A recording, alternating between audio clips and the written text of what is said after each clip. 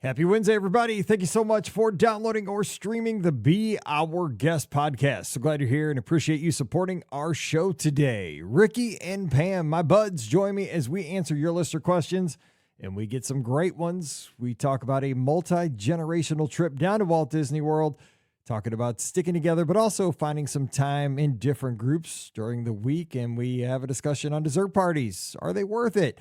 We also talk about seeing the Super Bowl. If you're going to be at Epcot on Super Bowl Sunday for a Bengals fan, don't think they'll have to worry about that. And there aren't a lot of great options for seeing the Super Bowl at Epcot. So we talk about that.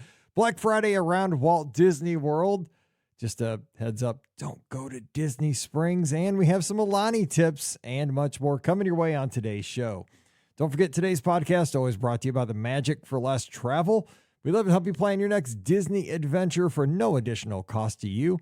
So check out all the details today over at themagicforless.com. Please also use our Amazon affiliate link. Anytime you shop online, it supports the show at the same time. Just click through beourguestpodcast.com/Amazon. And thank you so very much to our Patreon supporters. You guys are the folks that keep us on the air. I cannot thank you enough for that. You can support us as well, just $5 a month. And for that support, you get a bonus show called Mike in the Midwest. Come over this week. We'd sure love to have you. Patreon.com/beourguestpodcast. Ready to take a trip to the world? You found the Be Our Guest Walt Disney World Trip Planning Podcast. This is where your memories come front and center on our podcast stage.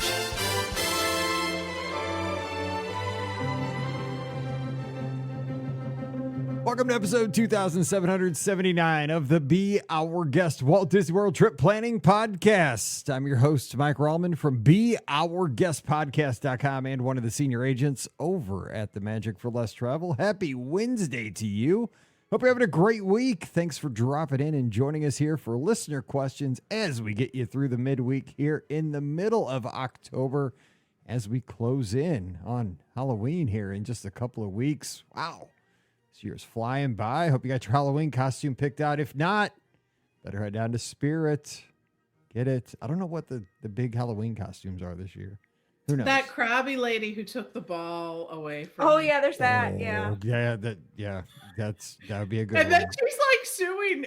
What a world we live in. She's suing because they because they published that or whatever. You know what I mean? They put it out there and it's like, well, you did the behavior. Yes. Like they didn't doctor the video. No. Like that was you acting a fool. So That is that's how, I mean, my grandpa would have said that's just how things should go. You know, like you brought it on yourself, bro. Or lady. That's just how it goes. Anyway, I don't get myself in more trouble than I do. I guess I do that all the time. But yes, hope you're having a great Wednesday. We're going to be answering your listener questions when it comes to Disney and possibly ethics when it comes to home run baseballs in the outfield. We're here, and Ricky's joining us from a DisneyWorldAfterAll.com and the Mouse for Less, and she is headed down to Walt Disney World probably as we speak. What's up, Ricky? Well, technically, I'm just headed down to Orlando, although I may make a quick stop at Disney Springs. But I am headed down to Orlando for a wedding, and I get to see some of my favorite people who I haven't seen in a very, very long time. So I'm really excited about that. But it's literally like a quick in, quick out. I'm working from home. It's legit. Like I'm flying in and then going to the wedding and then flying home. So it's a Wednesday wedding though. That's what I was gonna say. Because I mean, you know, we both worked in the wedding industry, and I'm trying to put two and two together. It's a midweek wedding. That's pretty cool. Yes, it's a Wednesday wedding. So it's like, yeah, I'm just gonna need to work from home for this one because I can't take the days off, and I'm just gonna work from home. So shout out to the bride and groom for thinking about college football and having a Wednesday wedding. I like that. Yeah, I don't think that's what you know who the bride is, and I'm certain that that's not the case. Well, I do know the bride. I had no idea I knew the bride. Holy cow! Shout out. You do. Huh. Yeah. You saying who it is, or are you gonna tell me later, or what? I mean, you're leaving me hanging. It's Aaron.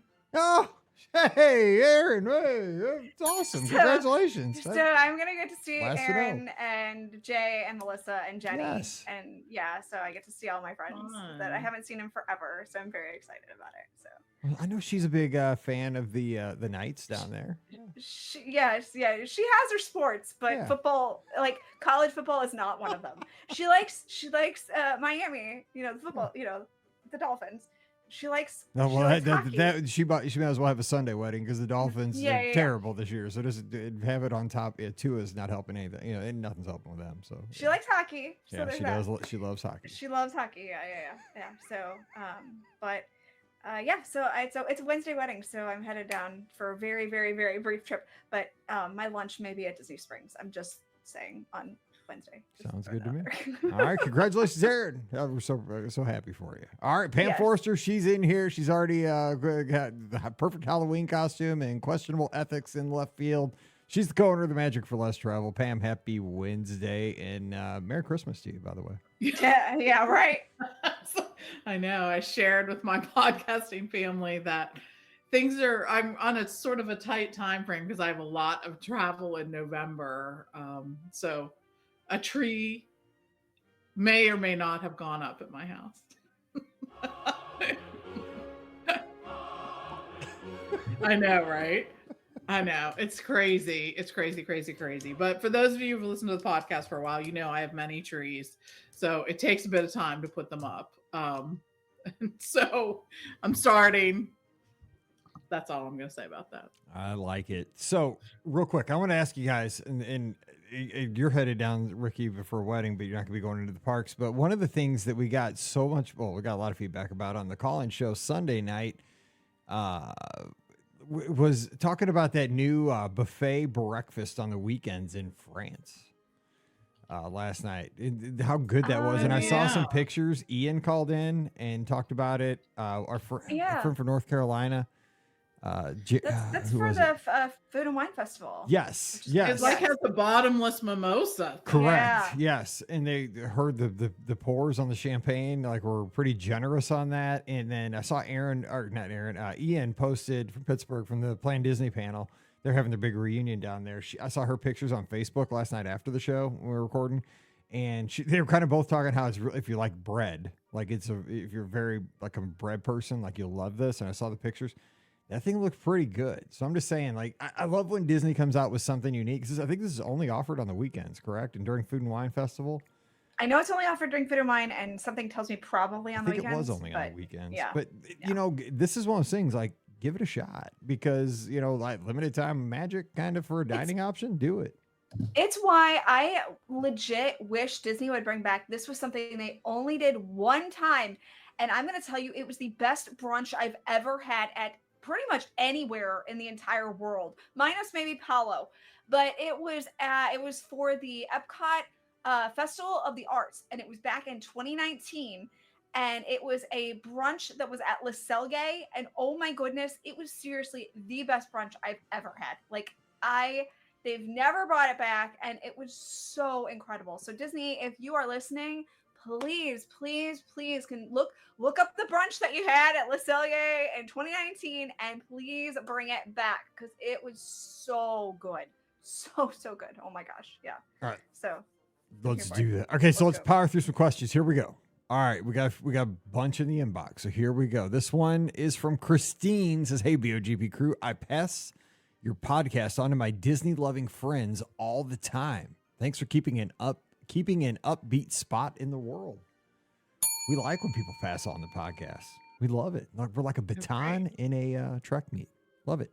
We recently took our 3 girls, ages 10, 8, and 3, to Disneyland for 2 days, stayed at the Disneyland Hotel, and absolutely loved it. The smiles on my older girls' faces made me want to plan another big trip. So now we're headed to Disney World in January with my parents, who typically use scooters. I'm curious, how worth it are the fireworks dessert parties at Magic Kingdom and Hollywood Studios? Since you still need to check in and arrive early, are we better off just going early to get a spot? And if so, how early? And where's the best with kids and scooters? We also want a laid-back trip and plan to use lightning lanes to get a lot in. My parents go almost every year, but when we all went together in 2019, before our youngest was born, it was tricky to stay together as a group. Do you have any tips for handling a multi-generational trip so we can enjoy being together without feeling like we have to stay at the hip the whole time? I'd be happy to share a trip report from both trips if you ever want to hear about it for the show. We'd love to hear about it, Christine. That'd be great. All right, so let's hop back. So what about, I mean, Pam, you are a fan of the fireworks shows for a couple of reasons. So just tell Christine what you think here. I am. And I think the reason really is that it takes a commitment to have good spots for the fireworks. Typically, if you want to be in the hub. And I don't just mean in terms of time. It's like a lot of standing too, to do that. And I think a lot of people have trouble. Like you can walk around the park all day, but if you just stand there in one place for like an hour or so, that's not always comfortable. I would say. I've always said standing like messes me up worse than walking. Like, Yeah, 100%. Especially over race weekend. If I stand around, like because we have a lot of like meetups for the podcast thing, and standing around talking to people like does more damage to my body than just like walking around in the parks all day, because I don't know, like it hurts my back worse. Yeah, and a lot of people feel that way. So I think that that's sort of it. And the great thing about the dessert party is that whether you choose to get, and I don't do the ones that's where you sort of sit at the Tomorrowland Terrace.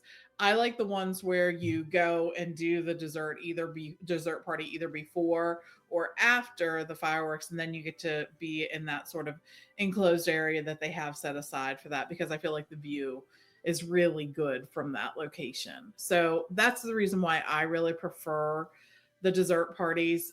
It has a really great view of the fireworks and whatnot. I understand it is an expense. I get it. But they have a lot of desserts, and those also include at the Magic Kingdom, you get to have like beer and wine and champagne, but they have other drinks there too if you don't want those. And they have a wide variety of desserts. It's a lot of different things there. They actually they did just update the desserts as well. So I just want to kind of throw that out there that they've now, I think they have a dessert for every single land, or maybe they had that before, but they've definitely updated the desserts. So the options now are a Star Command Mousse Cup, the Under the Sea Cupcake, Dole Whip Pineapple Mousse Cup, Country Bear Cheesecake, Bayou Peach Cobbler, Mickey Shaped Fruit Tart, and I think that's it. So yeah, they definitely, like, they just updated it within like the last week or so. So I wanted to get that out there in case, you know, anybody was looking at the old desserts and was like, oh, that's what I want. And, you know, that way you kind of know what you're going in for on that one. So they do. And they update them fairly regularly. It seems sort of seasonally. They sort of take care of updating them. But I think I think it's definitely worth it to just sort of get that experience and not have to worry about it. Especially if, you know, I think that we go frequently, and I know if I was going there and it was a special trip, and this sort of sounds to be one since that you're taking a group of folks, that it's easy to just not have to think about it and worry about it and whatnot. I think that. Now, that's not to say that there aren't good spots that you can get that are, you know, closer to when the fireworks start. And back by the train station is typically one, sort of near the flag area. I mean, you're not going to be right up there and close like that, but that's something to always consider as well. I'm not saying that the dessert parties are the only way to see the fireworks. I think it just takes away one of the stressors, you know, associated with the fireworks. So to me, it's kind of on parallel, excuse me, of like a character dining option, right? You're going to pay more for the character meal, but you're also not going out meeting the characters while you're dining. They're coming to you. You're paying. Yep. You're paying for. You're buying time basically, and you're buying a little exclusivity. You know, the characters coming to you instead of you chasing them down in the theme park, and you're going to buy back some time there. As far as staying together, our biggest tip is, you know, just like you said, you don't have to stay together all the time. Schedule meals where you're together. You know, some attractions where you're together, you know, maybe like, okay, you know, we're going to have a meal, ride the train, you know, do a few things like that are multi-generational friendly. We're going to do, you know, like we're going to do Carousel Progress together. We're going to ride the train together. We're going to do the People Mover together. Then we're going to go our separate ways and, you know, maybe meet up back at the hotel, you know, after this. So I think that's really important. And I think it is just to like address it head on. And I always do it like, I know everyone has different priorities, different things that they want to do. And so we're like, you know, this is going to happen this day or whatever. We're going to meet for dinner this day, but everyone's free to do whatever they want prior to that and whatnot. And we've talked about this before. Sometimes when you're the one who is the most knowledgeable about things, whether you've been there more or you've done more of the research or planning. You sort of get stuck being a tour guide, and that can be exhausting and stressful, right? Because you're trying to keep everyone happy. And just don't take on that role. Just be like, I know everyone's going to want to do different things, and that's totally fine. But we're all going to do these things together. For real. All right, Karen's got the next question. Hey, Mike and gang, I'm headed to Disney World with my 11 and 7-year-old kids in February. I have 2 questions for you. 1, we're going to be in Epcot on Super Bowl Sunday. Is there a restaurant where we can make reservations and watch the game? Go Bengals. In Epcot. I don't think there's anywhere in Epcot where the game will be on. That's a shame. Oof. Mm-mm. You know what they should do? You know where that DJ is in like new whatever that is, where they have the dance party there next to. You mean in the new where nobody dances? The Communicore Hall. Yes, Yeah, they should play it in Communicore Hall. They should just put up a big screen there and have a big outdoor view party for the Super Bowl. For real, nobody dances there anyway. Just show the Super Bowl there that day. That'd be a sweet, wicked, fun outdoor venue, and sell beers and dogs and stuff.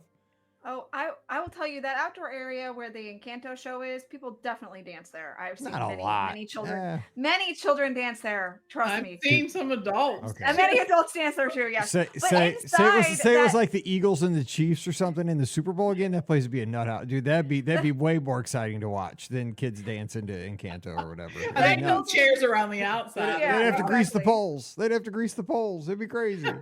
I was thinking the building inside where. No, I'm talking outside, that outdoor, that outdoor breezeway there. You know what I'm talking about? No, that area outdoor definitely gets put used up a big for screen. The Encanto thing, but I guess maybe they could do it for one day. But it definitely gets used by children dancing and as kids. No, also adults. So, but I think they've built it as the inside too. Those are supposed to be flex spaces. Flex it. Right, yeah, but not for football games. It should be, but I mean, you know what though? You say that, but back in the day, I watched World Cup in the Odyssey with Paige. That was 1 in, 1 out. It was so packed during World Cup. We've watched sporting events at Epcot. They used Odyssey. Yeah, for that. I think it might not be a bad idea, and it's certainly a revenue opportunity, right? Start cranking out the shirts right now. First of all, get them ready. It doesn't have to have the exact teams on it, but maybe just Super Bowl Mickey or whatever, right? And have definitely, I think, pull out some grills, right? Get some Black Hawks going there. Sorry. I mean, Karen, I'm sorry.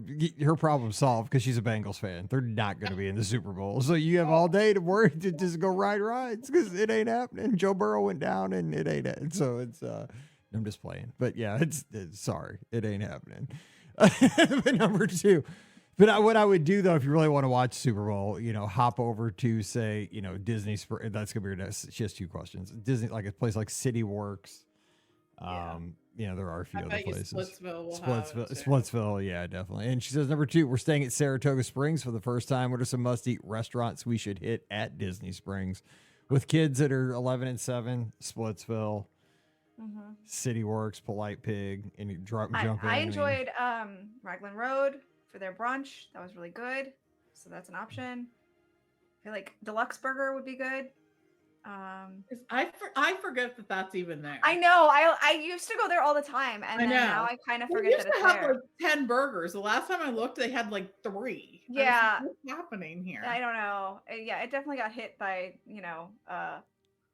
pullback of options. So it did. Yeah. And they used to have all the sauces, remember? They did. It was a top tier restaurant, and I do agree with you, Pam. I feel like lately it has been pulled back a little bit. Oh, Chicken Guy though, another one that is really good, but again had a lot of sauces, and now they pulled back on them. So boo for that. But the Chicken Guy is still good if you like chicken fingers. But that was so hot when it came out. It was yeah, it was. Now I totally forget it's there. I haven't heard the words Chicken Guy in a year, but it's there. Chicken Guy. Guy Fieri, right? Is that who it is? Yeah, that's Guy Fieri. Yeah. He looks kind of like my niece's husband. I always say they look the same. Jason over on YouTube, our good friend, says Super Bowl Communicore Hall. I wish I could talk. Would be right up there with a Broadway exhibit they did for Festival of the Arts. There you go. Try and get me to that Broadway say it the was really good, acronym. actually. I It'd enjoyed be it. the best. I'm telling you what. I'm not even a soccer fan. And the World Cup in the Odyssey was amazing because like everybody was in there because everybody was rallying. People because like in Epcot, people are from all over the world in that in that building.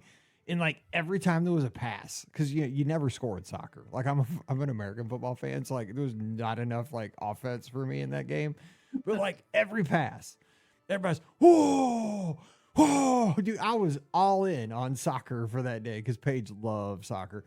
And it was just the atmosphere in there was just amazing. Like it was just I don't even know if it was the USA playing. I can't remember, but we were just in there and we were all in. They were selling beer. I didn't drink beer, but like people were buying beers and people had on their scarves that you wear for soccer. It was great. Like they need to do more of that stuff at Epcot.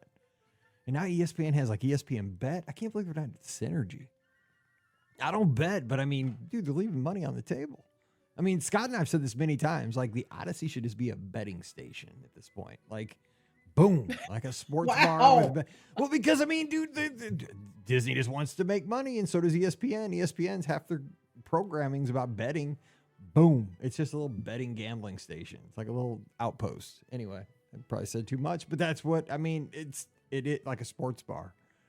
Like the bridge between Future World and World Showcase, sports bar about world sports. You can bet on cricket. I don't even know what cricket is. It's like kind of like baseball. It's got the flat paddle.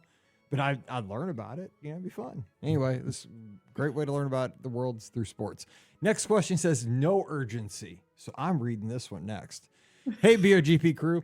Love to listen to you guys at work during the week. It makes the work week so much more enjoyable. We always travel to Disney around the second week of December for our sweet light crowd spot, but next year will be different. We're doing our first Disney cruise on the Wish next year in November of 2026. Our plans are, as of right now, to fly into Orlando on the 24th, a Mickey's Very Merry Christmas Party on the 25th, and maybe a character breakfast. I would also like to do Beacon Barrel at like 4 when they let guests in for the party. My mom and aunt are coming with us to celebrate, and this is my mom's first time to Disney, and my aunt has not been down in many years. We're debating on doing Epcot on Thanksgiving Day or Disney Springs. My question is, how are the crowds at both places on Thanksgiving?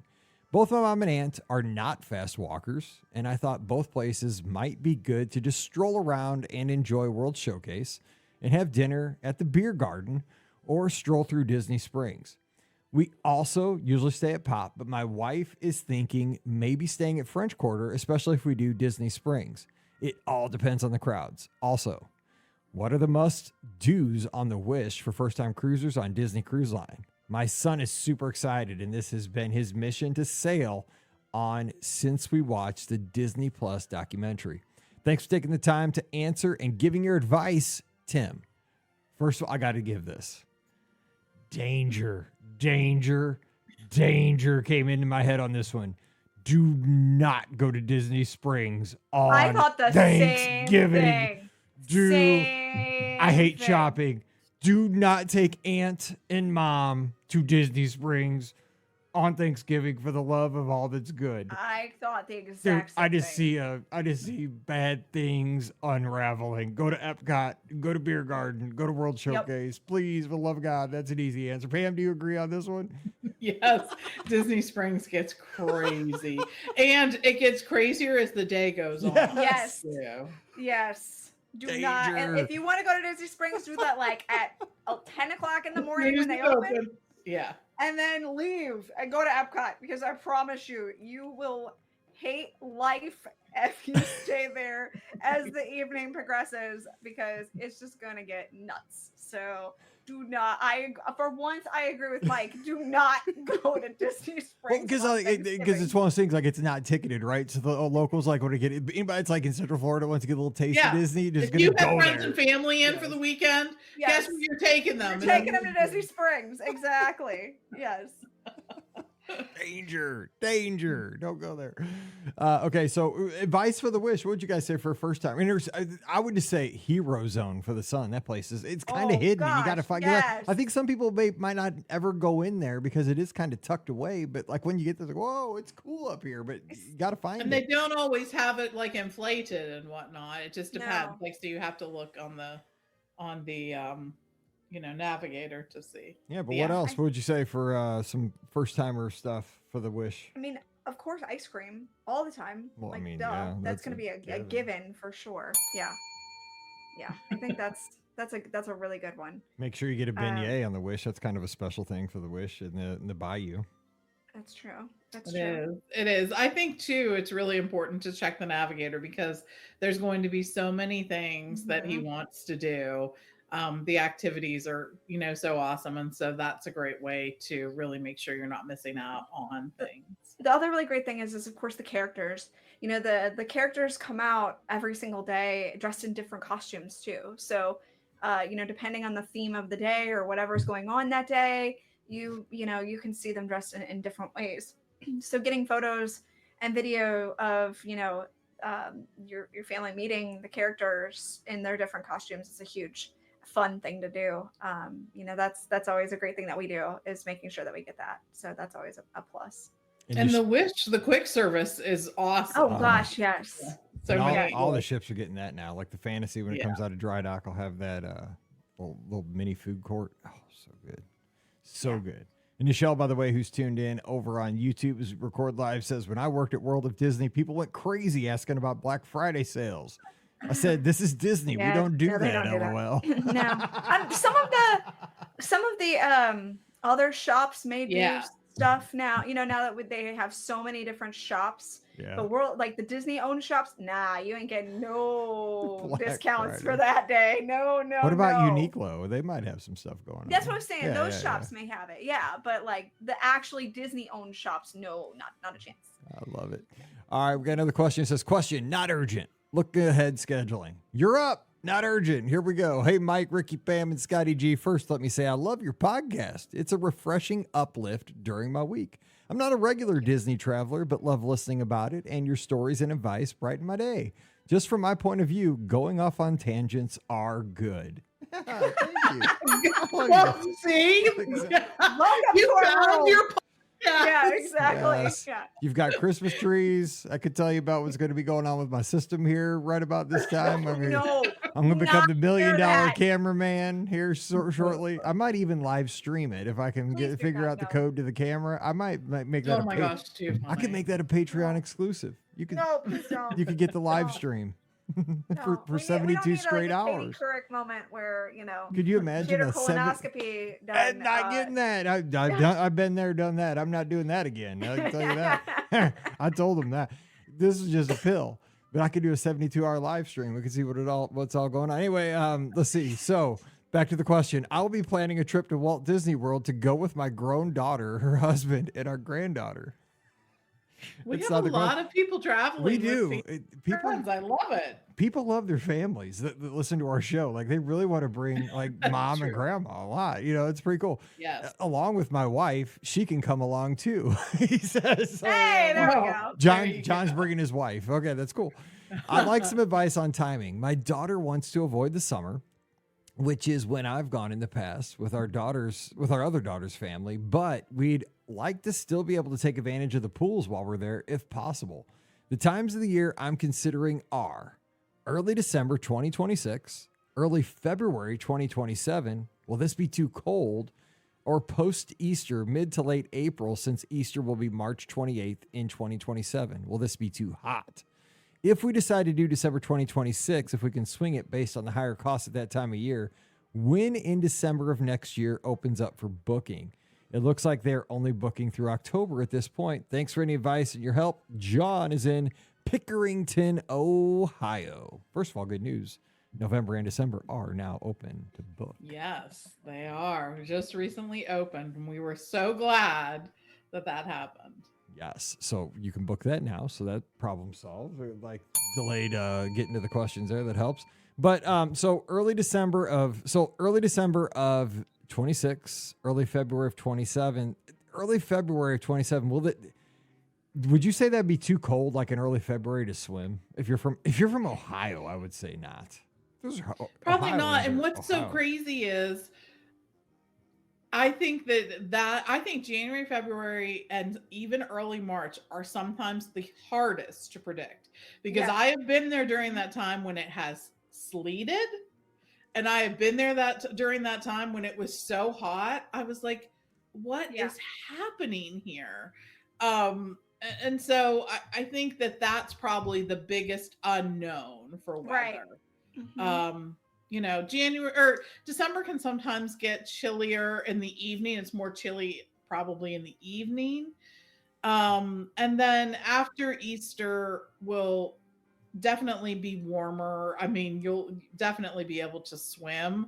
I think that it's just you know, you just have to see how you really feel about that. It's going to be a little warmer when you tour the parks. I mean, definitely in March and April that will, you know, that will happen. So of those, let's just say like let's say we're only talking weather. Okay, us three. Okay, we're not even gonna go with cost because cost would probably be post Easter would be probably the most expensive out of these three. Well, February is peak season though too. Yeah, like from February 15th on. But he's saying early February, so it'd be. Oh, okay, so that may not be. So let's see. So he's saying early December, early February, or post Easter. Which for weather, I would pick early February. Like just in general, like that'd be my pick of the three. As far as like the crowds and weather, probably like the best combination of like what if nothing else. Like I'd probably pick that. I think that'd be the best. Like especially when you're from tour. Ohio. Yes. Let's just say February in Ohio, because I live in Pennsylvania. February in Pennsylvania. Yes, get out. Yeah, you need Missouri. To get out, yes, get away, run, do whatever you need to do. So that's probably what I would choose to. Absolutely. All right. So we have another question here. Oh, got that one already. This is a duplicate. I love when people put them in here twice. All right, here we go. Next question is from Nicole in Herman, Maine. Hey, BOGP, I had my first child in January. Congratulations. And we're taking her to Disney for the first time in December. We go to Disney at least once a year. So now with baby in tote, we're excited to take things a little slower. We're going with my in-laws, so we will have additional help too. We are also doing Mickey's Very Merry Christmas Party and staying at Riverside. What are all your tips and tricks with Disney and traveling with an 11-month-old stroller through the airport? Babies on rides? Love the show. Thanks for making my commute to work so much fun, Nicole. Ricky, give some help here. What you got? Yeah, strollers in the airport are going to be key, for sure. We just did this with Lucy a few weeks ago, actually, and unfortunately, my daughter is not the biggest fan of sitting in strollers. She's not the biggest fan of sitting in general in anything except her car seat. We can manage the car seat for some reason, but everything else, like, does not want it. So, with that being said, you know, definitely you do want to bring the stroller though. And in the airport, they'll tag it, you know, you just go up to the desk and they'll tag it. And then it'll be, you know, put under the plane and then you can get it after you know, disembark the plane. So that I would definitely do. As far as traveling with an 11-month-old, you know, you definitely are going to take things slower. Nap time is going to be, it depends on how you do it. It can be challenging. You know, especially, I think Lucy was still taking like 2 or 3, you know, naps during the day, even, you know, at that stage. So like a lot of times she just fell asleep in the stroller, to be perfectly honest. So, I would say that that's possibly the case for you guys. If that is the case though, you obviously can't bring the stroller into lines and things like that. So you're going to need to find something else to do if, you know, the baby is napping at that point. So that's going to be key as well. Knowing that fact. I would also suggest bringing some sort of harness or something like that to hold the baby while you are waiting in line. That'll be another helpful thing as well. Because like I said, you'll have to hold the baby. You know, you can't push the stroller in lines. So, and if it's a longer wait, you definitely want to have something that you can use to help distribute the weight of the baby at that point. So let's see, what else? Make sure you have a bag for like bottles or, you know, whatever, if you do that, or anything that you need that's cold, make sure you have a bag for that. I had a ice pack that I kind of lucked into figuring this one out. So I had an ice pack that I had frozen before we left, and then I put ice in the ice bucket, and then put that back in there, and it stayed frozen, which was kind of nice. So I was like, okay, cool, all right, that worked out really well for me. So yeah, those are just the kind of things that I'm trying to think of offhand that we did with Lucy. And you're gonna have a great time.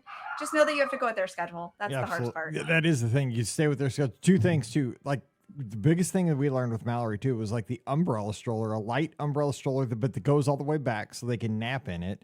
It has one of those like the covers that you can put on if it rains. Not only because like if it rains while they're in it, but like if you're in a restaurant or something, it's parked outside, always cover it because like yes, it could be nice out when you go into the restaurant and you're having a hour-long meal, 90-minute meal, and you come out and it's pouring, but then your stroller's dry. So it has like a little plastic covering on it. So always cover it. You never know. So do that. That's just a hint that we had. And that's a huge one because that happened to us too. We went to eat and I had the cover on the stroller, but not like over it. And some very nice person saw that my cover was there and they put it on for me, which was very, very, very nice. I have no idea who this was, but thank you to that kind saint who saved my stroller from getting punched. Yeah, because I mean, it takes 1 minute to do it every time you park your stroller. And I mean, because if your stroller gets drenched in a downpour that rolls through for 5 minutes, it's going to be wet the rest of the day and the kid's going to be miserable. So, and the other thing you need is a fan too. That's going to be key too, because we have a fan for Lucy and we attach it to her stroller. You can buy them on Amazon, the ones that like actually like wrap around and attach. That was really helpful too. You're gonna have a great time. Can't wait to hear about it. All right, let's get to the next question. It is from Lewis. He says, "Hey Mike, how are you? It was so good chatting with you earlier this year about my transatlantic trip. I'm headed back in 3 weeks to celebrate my wife's 40th birthday and my in-laws Ruby's wedding anniversary.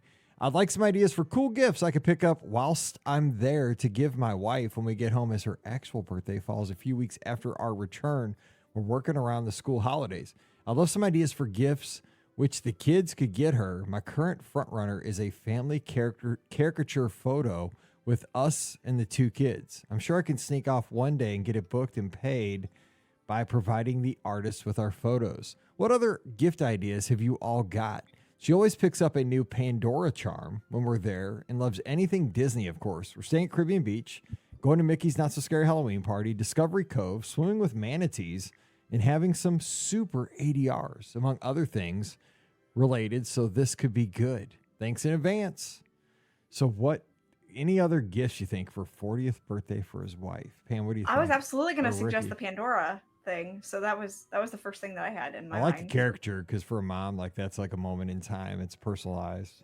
Mm-hmm. I'm not good I think make sure that you're getting photo pass, because although that's like a gift that you're all going to know before, then you can take those photos and do something with them. And that could be anything once you got home, like get online, get to one of the places and use them to do like a mug, a mouse pad, you know what I mean? All those different things that they have, stickers, like magnets. We've done all kinds of things like that and really enjoy that. They could do the capture your moment thing too. That'd be nice. Yeah, boom. Like, guess what? This morning, I would make sure though somehow you like without telling her, like you have her bring a special outfit or something. Yeah, or like a matching. How do you do that? Like without letting her know, but y'all have like special outfits. Well, just say you're going to do that for the day. Say let's wear like our matching outfit today, like or whatever. That's a great idea. I like that. Yeah, that's the winner right there, because that's like the caricature come to life, with all right. Her but favorite I do like part. the idea of the caricature too. Oh that's yeah, really do that creative, totally. For yeah, sure. I love that idea. You could also do the silhouettes too, which is another idea. That's what I was thinking. Oh, I was thinking of the silhouette. Yeah, I was thinking of like the black like construction paper kind of thing. Yeah, that thing. Yeah. Yeah, I mean, the caricature's not the same thing, but I was thinking of that. Yeah, those are cool. Yeah. The head, the cutout thing. Like, those are so old school. I can't believe they still do those. I love that they do that. And I love that they'll do it of your pet. So really? They'll do that of your pet? Yes, if you bring a picture of your pet, they will do it. Shut up. I didn't know that. I need to bring one of Daisy. I bet they'll put little teeth up, for her. That'd be so ugly. I'm just saying. No, it'd be so cute. I was going to say, too, I'm thinking of John Pelkey because I know he's as attached to his dog as I am, and he lost his dog this week, and I've been praying for him. So I'm just thinking of John. He's one of my good friends, and just thinking of him because I know it's a rough time for him. So thinking of you, John. All right, well, how about one last question? All right, here we go. Katie's got a question. Hey, Mike and BOGP crew. My husband just booked a trip for our family to Disneyland and Aulani in November. Dude, Katie, good job. Katie, have your husband call me because Disneyland Aulani, let's go. I mean, right? That's pretty good. All right, we're going to Disneyland for 2 days before flying to Aulani for 8 days. Nice. This trip is for my 40th birthday. Dude, good call. There you go. I'm 50 and I didn't get to do this yet. Like, and I know the Pamson wanted to do Hawaii. I know. We got to get through, dude. By the way, Friday's senior night at the H. I'm not ready for this. Like, we got to get through the senior year thing first. I'm going to be wrecked in 2 days. Wrecked in 2 days on that football field. But anyway, we're traveling with my 3-year-old son, and my adult sister is coming with us. We've traveled to Walt Disney World several times. We've never been to Disneyland or Aulani. So far, we have flights and rooms booked, but nothing else. I have no idea how to start planning this trip. What should we book or reserve for both or either locations? Also, my son will not be old enough for the kids club at Aulani. Do you have any suggestions for childcare so we can have an adult meal? Thanks so much for all your tips. Katie, she's in Long Island, New York. So Disneyland is going to be the easier of the two, I think, because it's going to most closely parallel Walt Disney World, right? You're going to, if you want, and I always say this, with Disneyland, I think the easiest move is to add Lightning Lane and Park Hopper with your package. And then you're kind of just set. You just, boom, you just kind of, 3 days before, you're going to get an email.